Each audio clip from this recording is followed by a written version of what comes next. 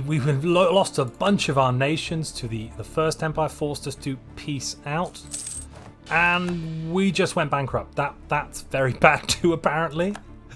Let's see what the enemy would like from us. They want everything. Okay. Welcome to what I can only assume is another primitive civilization experience pack DLC that Paradox have brought to us. This one called Europa Universalis IV. We're going to be trying it out. For my regular viewers who come to watch Stellaris content, don't worry, it's still me, Montu, but today we are going to be diving into 1444 and trying to find out what on earth is going on. First, massive difference, all of these empires already, they're already there, they've already spread out and colonized all of their different space, territory stuff around them. I wonder if we're going to have any exploration mechanics like normal. I suspect not, though. The whole world probably already exists. Last time we tried one of these ground combat games, we started off over in the western side of the world, so this time I'm going to start in the east. It seems just like in Hearts of Iron 4, our empire creation is a little limited. We can choose lots of different nations. Wait, what's this? We can actually make a custom nation. Well, this is frightfully complicated. There is an entire wealth of options we could pick here. Wow, and I thought there were lots of options for civics and that sort of thing in Stellaris. This is beyond anything I can really comprehend. It just goes on and on and on and on and on. Right, that's far too complicated. Let's just pick one of the custom empires that have already been created for us. In order to successfully have some covert infiltration, I just need to change my clothes. Bear with me. Alright, let's try with the Asugi. Quick disclaimer, I do actually have quite a few hours playing this game. I haven't played in about 12 months. I am going to be attempting to look at it from completely fresh eyes though. We are playing just as a Stellaris player today. Without any further ado, let's dive into 1444. Alright, not many icons, not many messages popping up to tell us about things at the start. I assume that's a good sign. First things first, apparently we need to select some rivals. I wonder if this is going to generate influence for us. Now I have advisors, that's a bit of a strange concept. I don't really know how we would need any help in managing our empire. Of course, it is the Great Asugi Empire, right? So apparently we're not an empire. In fact, we are a vassal of another empire. That seems like a massive handicap to start in the game. I can't really lie. I guess we won't be able to go out and claim any new star systems. So interestingly, it looks like our circles, we do still have circles, but now they've also got a 3D profile sticking out.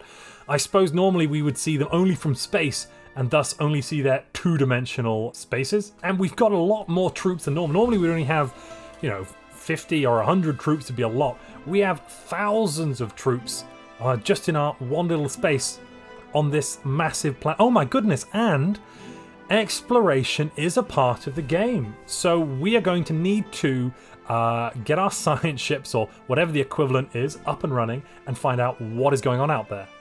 And if you're enjoying this video, please infiltrate that like button. And we also have something of a navy. We've got some light ships, galleys, and transports. Oh, cool. So you need to actually transport the armies in a transport ship. That's very Civilization 3, I want to say. So this is quite a shocking turn of events. We didn't get any choice about this at the start of the game, but it seems that all of my pops are spiritualist to some degree. Not just that, but all of the pops for every single nation has some degree of spiritualism, and they've even got different brands of spiritualism. In order to build buildings, we need cash. Apparently we're not getting very much cash. That's a little bit strange. I don't know why we can't just build a building out of, raw resources or minerals, but hey-ho, that's how it is, I suppose. The main issue I have is I don't see anywhere where my research labs are. I don't understand it. We don't seem to be at our army cap or naval cap either, so I think I'm going to use some of this starting money to push us up to that army cap. Maybe I can go on the aggressive. Oh, this is quite nice. So we can make our ruler, the person in charge of our empire, who is, Lord Noritada Usugi at this point, but they don't have any traits. Apparently we don't get their special abilities for quite a few years. And he's only 11. Wow, that would not happen in Stellaris. Goodness me. We can take out loans, so we're able to just simply get extra resources, though it decreases our monthly upkeep of resources. That's an interesting thing we can do. Let's have fun with that. You gotta spend money to make money. So I found my technology screen, but I simply have no way of deciding which technology I want to research. I don't know how we're going to be re-rolling these or anything like that, but apparently we are now researching marketplaces, temples, and pike squares with unknown researchers somewhere in the midst of our lands. It looks like we really don't have to wait any time at all. I can apparently just go straight to war. There's a whole bunch of casus bellis that we start off with. I'm going to use one, and I think I'll try and gobble up a neighbor. Apparently, I've just fired off the Sengoku Jidai. We must apparently take Kyoto, or bad things might happen. Who knows? Let's go for it. I didn't really have time to look at what was happening, but apparently we won this engagement very well, and we got war score from it. That makes sense. Tradition stuff, war exhaustion. I'm surprised that's not that. I assume that contributes to war score, but we'll have to find out. Something very cool is that movement gets locked after a certain amount of time, and you can't change your units around. So that means this army here, I know it's going to arrive here just like they're flying down a hyperlane. They've got no way of stopping themselves, and we're going to set up a little ambush. It's a trap! And we won that battle as well, a crushing victory it seems. This may not have been a good tactic at all. We seem to be fast approaching the limit of our balance. We're going down very quickly. In 10 months, we'll have completely run out of resources. Maybe I shouldn't have gone for this strategy. So the siege window has opened up, and this is actually something I wish we had in Stellaris. Ground combat at the moment, if you've ever seen it, it's circles versus circles. I think a siege window like this with possibly events, dice rolls, every few days or weeks something happens on the ground combat and you get a little picture pop up. That would be absolutely fantastic. I mean, that would be better than what we currently have in this humble lizard's opinion. And there is a whole lot of war going on all across this little island. We are really in the thick of it, it seems. Very much more aggressive than anything I'm normally used to in Stellaris, but apparently it was a less civilized time. I think we've won the war. We've managed to conquer both the provinces. Now we can take everything. What can we grab? So we can grab provinces. We can make them tell us that they've lost. Oh, we can grab money as well. Yes, let's get all of the money. We could do something even cooler as well. This is not a possibility in Stellaris. I can click on the different icons and then I can go for a separate peace treaty where each nation negotiates only for themselves. So that means I can do separate peace deals. We've been asking for this in Stellaris for so long. Wow, it's just a slap in the face to see it implemented in a different Paradox game. And it looks like we've won the war and we've grabbed 2 extra provinces. We've now got some unrest. There are separatists doing something over there. This is the stability and expansion. This is a much better version of internal politics than I've seen. Disasters, I assume that's something cool. And then we have this overextension mechanic. We have to spend something. 46 papers with some feathers, it looks like. Paper and feather, right? We'll just spend that, I suppose, because otherwise we have some negative penalties. And I think it's also causing the unrest. Okay, I think I'm understanding. And please let me know in the comments what you think of this video. If you'd like to see more Europa Universalis content from this channel, let me know. To our north, unfortunately, the nation of Sheba has allies, but apparently they're not going to join the war if we attack. So I think there's no harm in attacking. And a resounding victory again. Annoyingly, Sheba actually have a second territory over here which we don't have access to. Now, we can do something a bit strange here. I think it's like a joint war, but instead of me joining with another faction to bring them in on my side, I can bring other factions in on the other side and make my enemies bigger. Not sure exactly how that's a great thing, but we're going to give it a go. We can pay a bunch of money and we get lower technology cost. So far, we haven't had any technologies researched yet, so I don't really... Maybe that's helpful. Let's go for that. And I've just found the faction management page, I think. And again, we've got a whole host of options here. Okay. We seem to have 4 factions. Religious faction, military faction, merchant faction. We can give up land in exchange for stuff. I may have fiddled a little bit too much. I've just taken a big hit to my national tax and liberty desire from subjects, apparently. And the colours on this map are changing too fast for me to really keep up. It is a sea of conflict. This is wildly awesome. Yeah, it's nice to actually kind of be in the thick of it from day one. So far, I haven't really worked out what to do with my navy. They're currently just sat in port. And now our rice crop has failed. Because I'm not really using the navy, I think I should stop maintaining it, which will decrease the amount we are eating into our funds. We've got a lot of loans now. So we keep having to get more energy credits because, well, our inflation goes up, then we're paying the loans off, then we need to take a new loan off to pay the old loans off. It sounds like it's a bit of a problem.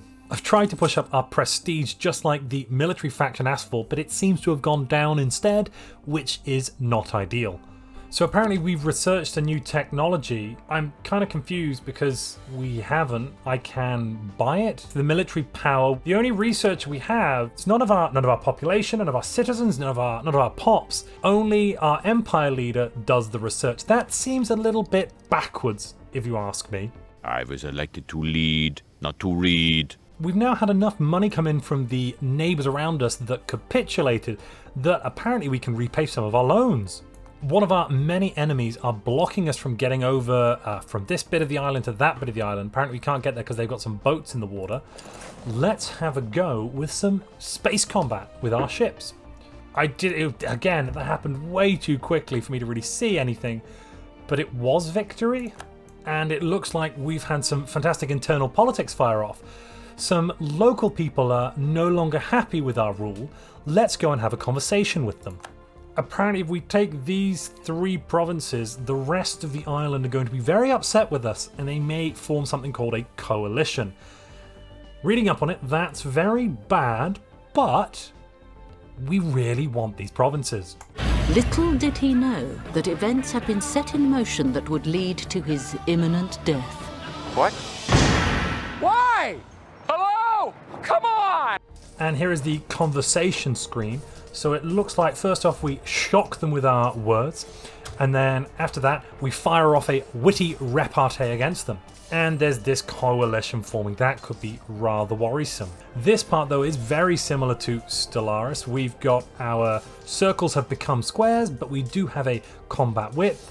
There seems to be units behind that I assume aren't fighting, units in front that are fighting. Oh, and there are special arrows. That's very interesting. It does seem that the Shogun himself has declared war on us. That could be a very big problem. In a stunning display of force and martial prowess, we did defeat the Shogun, but well, there might be other issues. It's like a continual, never-ending swarm of troops. Uh-oh. We may have got ourselves caught in an unfavourable engagement here. The terrain seems to be against us, and there seem to be more enemy forces. Well, this has gone very badly. We currently have our tail between our legs. We've reached the maximum number of allowed loans. There's a lot of issues going on in the rather large country, which is currently being occupied by our enemies. We've lost a bunch of our nations to the First Empire, forced us to peace out. And we just went bankrupt. That's very bad too, apparently.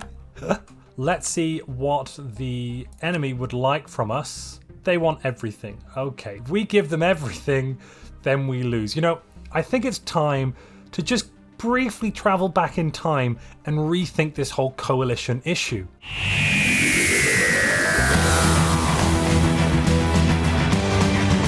We've gone back in time. We have made sure that we've sent some diplomats to outraged countries to just smooth everything over. And that's generally helped.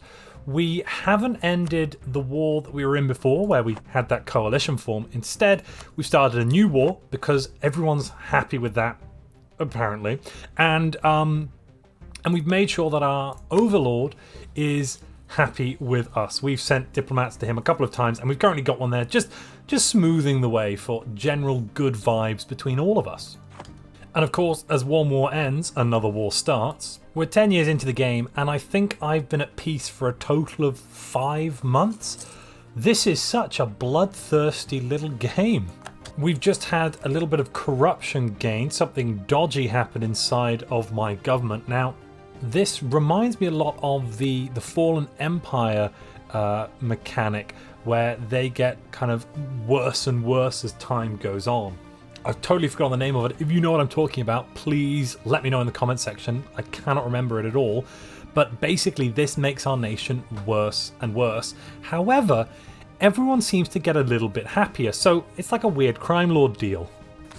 I've been spending a lot of this power stuff, the research points basically, instead of on research, on maintaining the state of my nation and not causing revolts to break out. Apparently I can treat people harshly for 50 military research, kind of engineering research, and then bada bing bada boom, instead of getting smarter, we get happier. That's quite cool. I'd like to see something like that in Stellaris. So, you know, as your empire gets bigger, in order to maintain it, if we had to spend our research points on something else, or if, you know, research was done in a slightly different way. We don't have any species rights tabs as far as I can find it, but I have found that later on, if we do any colonizing, we will get to decide the rights of the natives around us, which is kind of mean given that I think this is all the same species on this tiny little mud ball, but fair enough. We're currently in a race to knock down the Amago fort. Oh, and they've just given up and run away. They were sieging Mino over here, but suddenly, apparently that became pointless. This locked-in mechanic makes movement really quite pleasant. So they move, I wait for them to lock in, and then I know I've trapped them in a territory somewhere. Oh, and we seem to have lost some ships. That's bad. And here comes yet another war. And apparently we just completed that prestige thing with the military faction, the Bushi estate, sorry. That gave us a bunch of administrative power, which is nice, and some more loyalty, so that means the state is happier with us. And that was all down to winning battles. And apparently by having some very happy estates, that allows us to balance the 4 divisions, pushing us up to a juicy 3 stability, which apparently is the most stable our country can be. I'm kind of at a point here where I do need to peace out some of my neighbours, so I think I'm just going to do that in kind of one big go, and hopefully, if there is a coalition that fires, I can handle it. We've done a lot of painting here. If this hasn't upset some of our neighbours, I don't know what will. And yep, that's it. The Shogunate have just decided to go to war with us. But we do have superior forces. Hopefully we can prevail.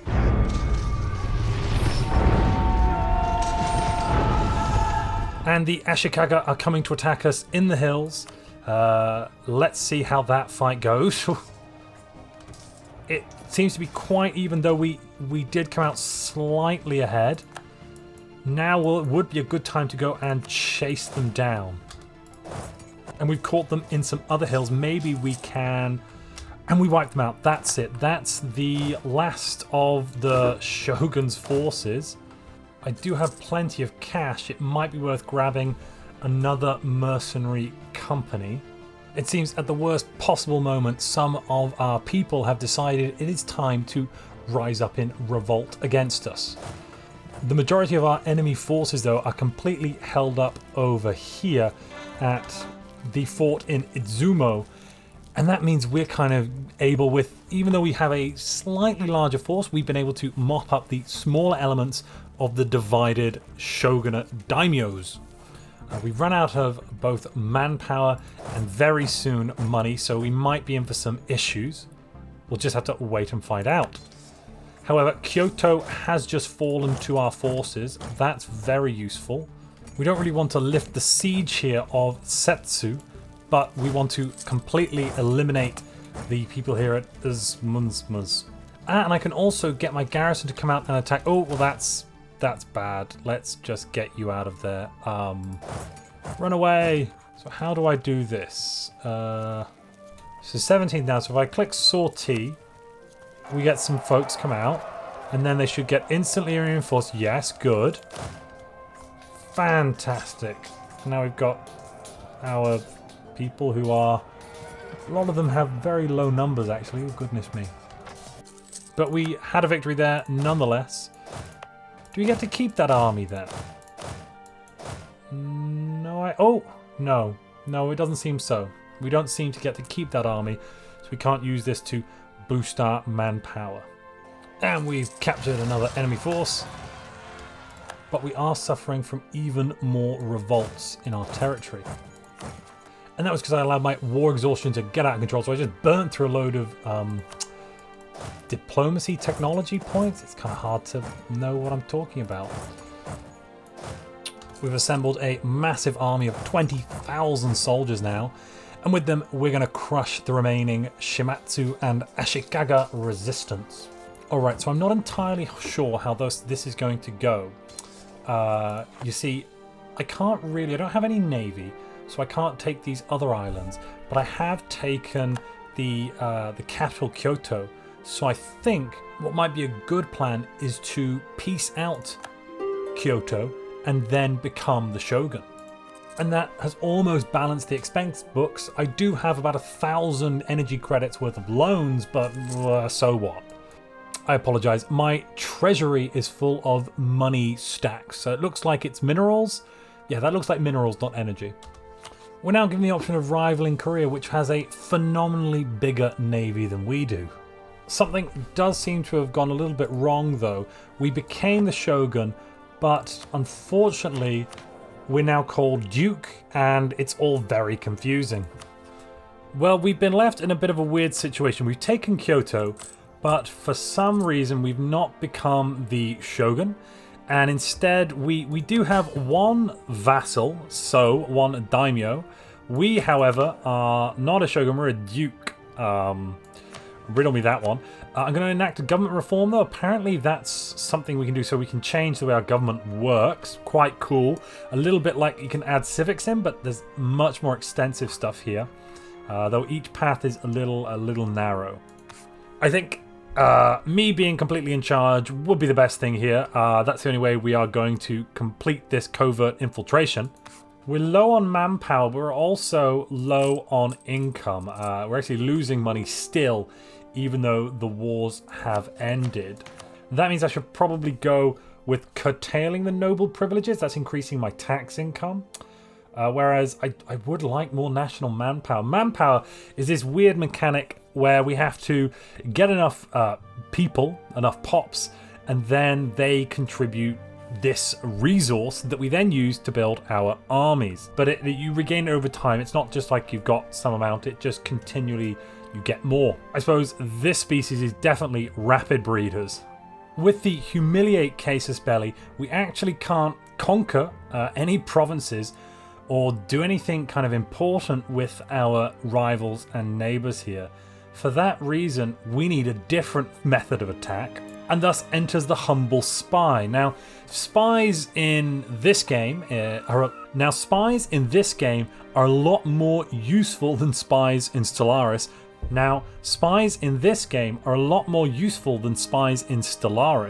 We actually need them in order to get claims on rival and neighbouring empires. And in one fell swoop, we will have united the islands of Japan. Stab, stab. It has only taken us a nice long 32 years, but we've painted the island white with our colour. This is one step on the way to a successful covert infiltration. And then our beautiful white just became red, but that's because we are now Japan. Now that Japan is united, our eyes must turn both west and, of course, inexorably to the north. If you'd like to continue seeing me infiltrate Renaissance-era Sol 3 primitive world, please let me know in the comments section below. I have more of this campaign recorded. I'm not going to spoil much, but let's just say that China, our neighbours and friends, decided to declare war on us out of the blue, and they have rather a large army and navy.